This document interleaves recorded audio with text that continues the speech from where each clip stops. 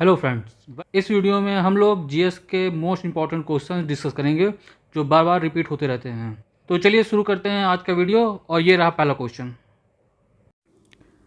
Question है, biogas में मुख्यतः होती है ए कार्बन डाइऑक्साइड एवं हाइड्रोजन, बी हाइड्रोजन एवं मीथेन, सी कार्बन डाइऑक्साइड एवं मीथेन, या फिर डी हाइड्रोजन एवं ऑक्सीजन। तो सही आंसर है वो है सी कार्बन डाइऑक्साइड एवं मीथेन। बायोगैस को जो है गोबर गैस भी कहा जाता है। इसमें मुख्यतः जो होता है कार्बन डाइऑक्साइड और मीथेन होता है। गीले गोबर के सड़ने पर ज्वलनशील मीथेन गैस बनती है जो वायु में उपस्थिति में सुगमता से जलती है। गोबर गैस संयंत्र में जो शेष रहे पदार्थ का उपयोग जो होता है वो कार्बनिक खाद के रूप में किया जाता है। अगला क्वेश्चन है 1907 ईस्वी के भारतीय राष्ट्रीय कांग्रेस के सूरत के वार्षिक अधिवेशन के अध्यक्ष कौन थे? ऑप्शन ए दादा भाई नौरोजी, बी बाल गंगाधर तिलक, सी गोपाल कृष्ण गोखले, या फिर डी आर बी घोष। तो जो सही आंसर है वो है डी आर बी घोष। 1907 ईस्वी के भारतीय राष्ट्रीय कांग्रेस के सूरत के वार्षिक अधिवेशन के जो अध्यक्ष थे वो डॉक्टर रास बिहारी घोष थे। कांग्रेस का सूरत अधिवेशन जो है ऐतिहासिक दृष्टि से काफ़ी महत्वपूर्ण है। स्वराज प्राप्ति के लिए आंदोलन एवं अध्यक्ष पद के चुनाव के लिए दोनों दलों उग्रवादी और उदारवादी में काफ़ी मतभेद था। उग्रवादियों ने सूरत कांग्रेस का अध्यक्ष पहले तिलक को और बाद में लाला लाजपत राय को बनाना चाहते थे, परंतु उदारवादी दल ने जो है डॉक्टर रास बिहारी घोष को अधिवेशन का अध्यक्ष बना दिया था। अधिवेशन से पूर्व ही दोनों दलों में भयंकर मारपीट हुई, जिसके परिणाम स्वरूप जो है कांग्रेस दो भागों में विभाजित हो गई। गर्म दल का नेतृत्व जो है वो तिलक, लाला लाजपत राय और विपिन चंद्र पाल ने किया था, और नरम दल का जो नेतृत्व था वो गोपाल कृष्ण गोखले ने किया था। और 1916 में ईस्वी में जाके ये दोनों दल पुनः जो है आपस में मिले थे। अगला क्वेश्चन है, डॉक्टरों द्वारा मरीजों के उदर के अंदर का परीक्षण एंडोस्कोप द्वारा किया जाता है जो निम्न में से किस सिद्धांत पर कार्य करता है? ऑप्शन ए प्रकाश के परावर्तन, बी प्रकाश के विसर्जन, सी प्रकाश के सकल आंतरिक परावर्तन, या फिर डी प्रकाश के अपवर्तन। तो सही आंसर है वो है सी प्रकाश के सकल आंतरिक परावर्तन। एंडोस्कोपिक जो है एक चिकित्सीय प्रक्रिया है जिसमें व्यक्ति के आंतरिक अंगों का परीक्षण एंडोस्कोप द्वारा किया जाता है। एंडोस्कोप में जो है मुख्यतः फाइबर ऑप्टिकल तकनीक का प्रयोग किया जाता है। यह जो है पूर्ण आंतरिक परावर्तन के सिद्धांत पर कार्य करता है। अगला क्वेश्चन है, अम्ल वर्षा निम्न द्वारा वायु प्रदूषण के कारण होती है। Option A carbon dioxide, B carbon monoxide, C methane, या फिर डी नाइट्रस ऑक्साइड एवं सल्फर डाइऑक्साइड। जो सही आंसर है वो डी नाइट्रस ऑक्साइड और सल्फर डाइऑक्साइड। अम्ल वर्षा जो है नाइट्रस ऑक्साइड और जो सल्फर डाइऑक्साइड है इनके वायु प्रदूषण के कारण होती है। जब कभी वायु में carbon dioxide, carbon monoxide, sulphur dioxide, nitrogen ऑक्साइडों की वृद्धि हो जाती है तो ऐसी वायु को प्रदूषित वायु तथा इस प्रकार के प्रदूषण को वायु प्रदूषण कहा जाता है। अगला क्वेश्चन है, उत्तर प्रदेश में निम्नलिखित में से किस स्थान पर एक नाभिकीय ऊर्जा परियोजना स्थित है? Option A Obra, B Panki, C Narora, या फिर डी हरदुआगंज। तो सही आंसर है वो है सी नरौरा। उत्तर प्रदेश के बुलंदशहर में जो है वहाँ नरौरा में एक नाभिकीय ऊर्जा परियोजना स्थित की गई है। भारत का परमाणु शक्ति संपन्न राष्ट्रों की श्रेणी में जो है 6ठा स्थान है। परमाणु ऊर्जा के उत्पादन के लिए कुल मिलाकर जो है 14 नाभिकीय जो रिएक्टर हैं वर्तमान में कार्यरत हैं, जिनके जो कुल वार्षिक उत्पादन है वो 2720 मेगावाट है। अगला क्वेश्चन है, निम्नलिखित नदियों में से किसका सर्वाधिक बड़ा जलग्रहण क्षेत्र है? Option A Narmada, B Mahanadi, C Godavari, या फिर डी कृष्णा। तो जो सही आंसर है वो है सी गोदावरी। अब यहाँ जो देखने वाली चीज़ है उसमें ये कि नर्मदा का जो जलग्रहण क्षेत्र है वो है 98,000 वर्ग किलोमीटर क्षेत्र है। महानदी का जो है वो 1,41,000 वर्ग किलोमीटर क्षेत्र है। कृष्णा का जो है वो 2,58,000 वर्ग किलोमीटर क्षेत्र है, और जो गोदावरी का है वो 3,12,000 वर्ग किलोमीटर क्षेत्र है। तो इस प्रकार जो इसमें है क्वेश्चन में गोदावरी का जो है वो सबसे ज़्यादा है 3,12,000 वर्ग किलोमीटर क्षेत्र। तो गोदावरी जो है उसका सबसे सर्वाधिक जो है जलग्रहण क्षेत्र है। अगला क्वेश्चन है, उत्तर पूर्व मानसून से सबसे अधिक वर्षा प्राप्त करने वाला राज्य है? ऑप्शन ए असम, बी पश्चिम बंगाल, सी तमिलनाडु, या फिर डी उड़ीसा। तो जो सही आंसर है वो है सी तमिलनाडु।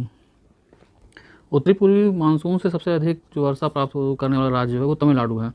इस मानसून से जो है तमिलनाडु को कुल वर्षा का जो है 50 से 60% प्राप्त होता है। भारत में सितंबर महीने से मानसून का जो है प्रत्यावर्तन शुरू हो जाता है, जिसका कारण सूर्य के दक्षिणायन होने के कारण ITCZ जो है उसके दक्षिण की ओर खिसकना है। इस प्रकार के क्रम में जो है उत्तर पूर्व भारत से चलने वाली मानसून जो है वो बंगाल की खाड़ी से आर्द्रता ग्रहण कर देती है और तमिलनाडु में जो है वर्षा कर देती है। अगला क्वेश्चन है, भारत में निर्धनता के स्तर का आकलन किया जाता है।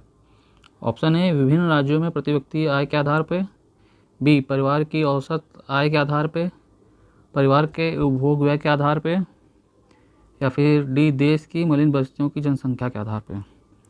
जो सही आंसर है वो है सी, परिवार के उपभोग व्यय के आधार पर। भारत में निर्धनता का आकलन जो है वो योजना आयोग द्वारा जो है प्रत्येक वर्ष राष्ट्रीय प्रतिदर्श सर्वेक्षण संगठन NSSO द्वारा संग्रहित परिवार आधारित उपभोग व्यय आंकड़ों के आधार पर किया जाता है। पहले जो ये योजना आयोग था ये अब इसको नाम बदल के नीति आयोग कर दिया गया है। अगला क्वेश्चन है, निम्न में से कौन सा एक स्थान सबसे कम वर्षा प्राप्त करता है। Option A, Bikaner, B, Leh, C, Jodhpur, या फिर डी, जैसलमेर। तो राइट आंसर है वो है बी, लेह। भारत में सबसे कम वर्षा जो है वो लेह में होती है। ये जो है 9.2 सेंटीमीटर लगभग है। राजस्थान में सबसे कम वर्षा जो जैसलमेर में 10 सेंटीमीटर होती है, वही बीकानेर में 24 सेंटीमीटर होती है। अतः इससे स्पष्ट है कि लेह जो है भारत में सबसे कम वर्षा वाला स्थान है। अगला क्वेश्चन है, पुदीना के निम्नलिखित भागों में से किस एक में तेल का अधिकतम प्रतिशत पाया जाता है।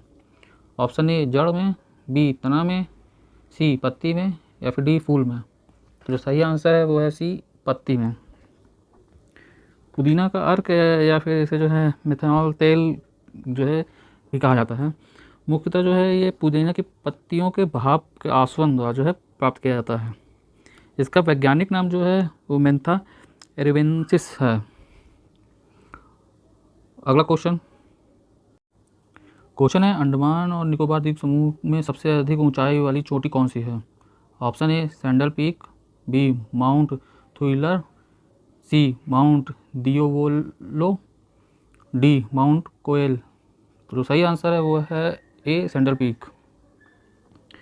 अंडमान और निकोबार द्वीप समूह के उत्तरी अंडमान द्वीप में जो है बिल्गीपुर के निकट स्थित सैंडल पीक जो है इस द्वीप की समूह की सबसे ऊंची वाली चोटी है, जिसकी ऊंचाई जो है 732 मीटर है।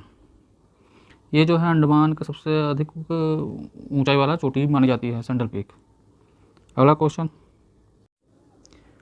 है, बैंक दर वह दर है जिस पर ऑप्शन ए, एक बैंक पब्लिक को उधार देता है, बी, RBI पब्लिक को उधार देता है, सी, RBI वाणिज्यिक बैंकों को उधार देता है, या फिर डी, भारत सरकार अन्य देशों को उधार देता है। तो जो सही आंसर है वो है सी, RBI वाणिज्यिक बैंकों को उधार देता है। बैंक दर वह दर है जिस पर भारतीय रिजर्व बैंक जो है RBI मतलब वाणिज्यिक बैंकों को ऋण देता है, उधार देता है।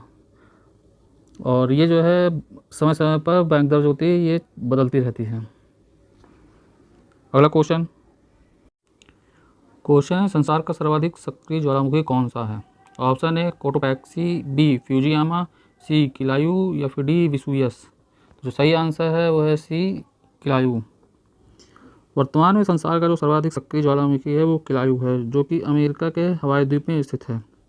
यह पिछले 25 से अधिक वर्षों से लगातार उद्गित होता रहता है। लावा उद्भेदन की मात्रा की दृष्टि से यह 4 शीर्ष ज्वालामुखियों में है। पहला किलायू, फिर दूसरा माउंट एटना, तीसरा पिटनी डिल फोर्नेस, और चौथा जो है न्यामुरागिरा। ये जो है उद्भेदन की मात्रा के आधार पर उसमें है। अगला क्वेश्चन है, जब कुएं से पानी को बाल्टी को ऊपर खींचते हैं तो हमें महसूस होता है कि बाल्टी, ऑप्शन ए, पानी की सतह से ऊपर भरी होगी, दूसरा, पानी की सतह से ऊपर हल्की हो गई है, सी, पानी से बाहर आकर स्थिरता खो बैठी है, या फिर डी, पानी से बाहर आकर उसके द्रव्यमान में प्राप्त हुई है। तो जो सही आंसर है वो है ए, पानी की सतह से ऊपर भारी होगी। आर्किमिडीज के प्लावन सिद्धांत के अनुसार किसी भी वस्तु को भार जो है पानी से कम तथा पानी की सतह के ऊपर अधिक प्रतीत होता है। वस्तुओं के भार में प्रतीत कमी पानी द्वारा वस्तु पर ऊपर की दिशा में लगाया गया बल के कारण होता है। यही कमी वस्तु द्वारा स्थापित जल के भार के बराबर होता है। अगला क्वेश्चन है, निम्नलिखित में से कौन एक गर्म सागरीय धारा है? ऑप्शन ए पूर्वी ऑस्ट्रेलियाई धारा, बी पश्चिमी ऑस्ट्रेलियाई धारा, सी बेंगुला धारा या फिर डी पेरू धारा। तो जो सही आंसर है वो है ए, पूर्वी ऑस्ट्रेलियाई धारा। पूर्वी ऑस्ट्रेलियाई धारा जो है ये एक गर्म धारा है। यह दक्षिणी प्रशांत महासागर में बहने वाली जो है गर्म धारा है। और जो और तीनों धाराएं हैं वो ठंडी जल धारा है। बेंगुला धारा जो है ये अटलांटिक महासागर की ठंडी धारा है। पेरू जो है वो प्रशांत महासागर की ठंडी धारा है। और पश्चिमी ऑस्ट्रेलियाई धारा जो है ये भी जो है ठंडी धारा है। अगला क्वेश्चन है, एक वर्णांत पुरुष एक सामान्य महिला से विवाह करता है तो वर्णांतता के लक्षण उत्पन्न होंगे उसके। ऑप्शन ए पुत्रों में, बी पुत्रियों में, सी पुत्रों के पुत्रों में, डी पुत्रियों के पुत्रों में। तो जो सही आंसर है वो है पुत्रियों के पुत्रों में। यदि एक वर्णांत पुरुष एक सामान्य महिला से विवाह करता है तो वर्णांतता के लक्षण उसके पुत्रों में नहीं जाएंगे, जबकि उसकी पुत्री वाहक का कार्य करेगी। अगली पीढ़ी में यह वाहक पुत्री यदि सामान्य पुरुष से विवाह करती है तो उसके पुत्रों में वर्णांतता की संभावना जो है 50% होगी, जबकि पुत्रियों में वाहक होने की संभावना 50% होगी। यदि वाहक पुत्री किसी वर्णांत पुरुष से विवाह करती है तो उसके पुत्रों के वर्णांत होने की संभावना 50। तो ये थे जीएस के most important questions. I hope ये वीडियो आपको पसंद आया होगा। वीडियो आपको कैसा लगा कमेंट बॉक्स में ज़रूर बताएं। पसंद आया है तो अपने ग्रुप में ज़रूर से शेयर करें और प्रवीण मंत्रा को लाइक, सब्सक्राइब और शेयर करना ना भूलें। आज के लिए इतना ही। Thank you friends.